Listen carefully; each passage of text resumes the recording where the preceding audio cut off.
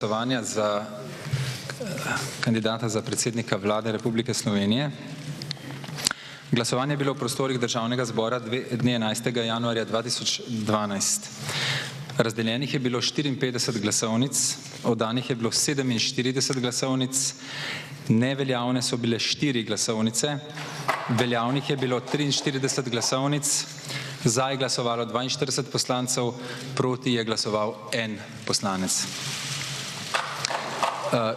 Kandidat Zoran Janković ni prejel večine glasov vseh poslancev, zato ni bil izvoljen za predsednika Vlade Republike Slovenije. Sejo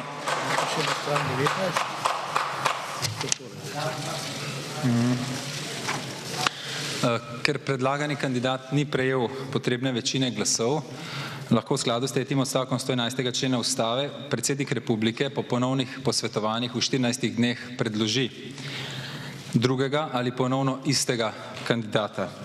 Prav tako pa lahko predlagajo kandidata za predsednika Vlade tudi poslanska skupina ali skupina najmanj 10 poslancev.